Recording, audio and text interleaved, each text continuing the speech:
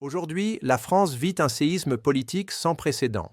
Emmanuel Macron, celui que beaucoup considéraient comme le maître incontesté de la scène politique, est en train de perdre pied, et ce, en direct devant des millions de spectateurs. Les derniers sondages viennent de tomber comme un couperet.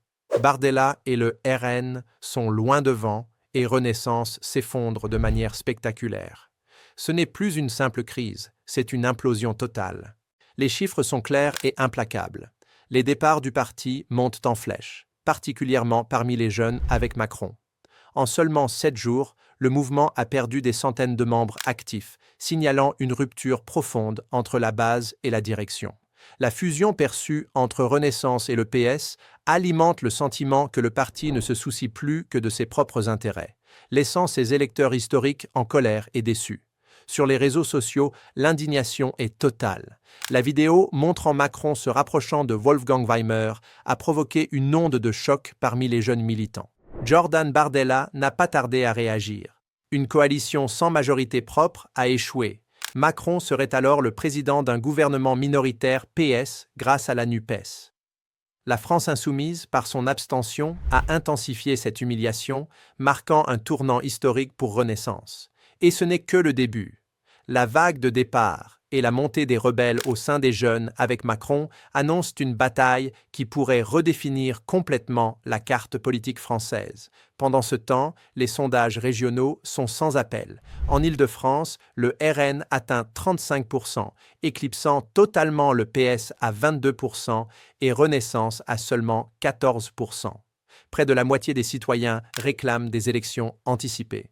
La confiance dans les vieux partis s'effondre et la patience des électeurs touche ses limites. Inflation, crise énergétique, chaos migratoire. Chaque promesse de Macron se heurte à la dure réalité des Français.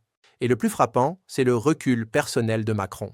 Avec seulement 20% d'approbation et 70% de désapprobation, il atteint un niveau de rejet historique, le plus bas depuis François Hollande. Les campagnes d'image, les tentatives de contrôle médiatique, tout a échoué. Les citoyens ne croient plus ni à Renaissance, ni au PS, ni au Verts. Dans les forums, sur les réseaux sociaux et jusque dans les cafés de campagne, un message se répète. Ils ont eu leur chance et l'ont gâchée. La coalition au pouvoir est en pleine décomposition. Renaissance, PS et Modem sont désormais à la limite du naufrage. Des députés commencent à défier ouvertement Macron lors de réunions internes, menaçant de préparer un vote de défiance à l'Assemblée nationale. Si ce vote aboutit, le gouvernement pourrait tomber, entraînant des élections anticipées dès 2026. Pendant ce temps, le RN continue de grimper, flirtant avec les 30%. Renaissance et le PS sont incapables de former une coalition crédible, laissant la France face à un scénario inédit. La possibilité d'un RN influent au pouvoir. La présidence de Macron, qui devait être une renaissance pour la France, se transforme en cauchemar politique. La base du parti est trahie, les jeunes avec Macron expriment leur colère et leur désillusion, et le pays tout entier commence à perdre confiance dans ses dirigeants. Aujourd'hui, la France est à un tournant. Les vieux partis s'effondrent, le RN s'impose et le gouvernement en place est perçu comme incapable de répondre aux crises. Le chaos, l'insécurité et la frustration des citoyens dominent le paysage politique. Macron, jadis célébré comme le sauveur, est désormais contesté, humilié et en perte de contrôle. La scène politique française n'a jamais été aussi instable, et la question qui brûle toutes les lèvres est désormais jusqu'où cette implosion ira-t-elle? Aujourd'hui, la France se trouve à un tournant politique que personne n'avait anticipé. Emmanuel Macron, autrefois perçu comme l'architecte incontesté de l'avenir français, est désormais au centre d'un ouragan qu'il ne contrôle plus. Les derniers chiffres tombent comme un couperet. Bardella et le RN prennent le large, et Renaissance vacille dangereusement. Ce n'est pas une simple fluctuation dans les sondages, c'est une implosion totale, une rupture de confiance qui pourrait redessiner la carte politique de la France pour les années à venir. Les départs massifs au sein de Renaissance, en particulier parmi les jeunes avec Macron, révèlent une fracture profonde. En seulement 7 jours, des centaines de membres actifs ont quitté le navire, signalant un malaise inédit et une rébellion silencieuse mais déterminée contre la direction. La fusion perçue avec le PS alimente un sentiment que le parti ne se soucie plus que de ses propres intérêts, trahissant ceux qui ont cru en lui depuis ses débuts. Les réseaux sociaux sont en ébullition, les commentaires se multiplient. Macron a vendu son parti pour des alliances qui ne représentent plus personne. Chaque promesse non tenue de Macron est désormais perçue comme un échec, et les citoyens expriment leur colère avec une clarté sans précédent. Mais le plus frappant reste le recul personnel de Macron. Avec seulement 20% d'approbation et 70% de désapprobation, il atteint un niveau historique de rejet. Les tentatives de campagne médiatique et de contrôle de l'image ont échoué, et la base du parti ne croit plus en ses dirigeants. Partout, un message se répète. Ils ont eu leur chance et l'ont gâchée.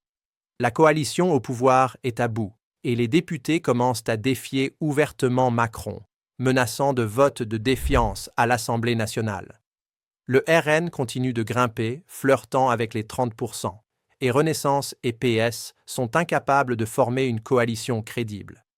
La France se trouve face à un scénario inédit, la possibilité d'un RN influent au pouvoir. La présidence de Macron, qui devait être une renaissance, se transforme en cauchemar politique. La base est trahie. Les jeunes avec Macron sont déçus, et le pays tout entier perd confiance dans ses dirigeants. Et maintenant, regardons ce qui se passe derrière les portes closes de l'Élysée.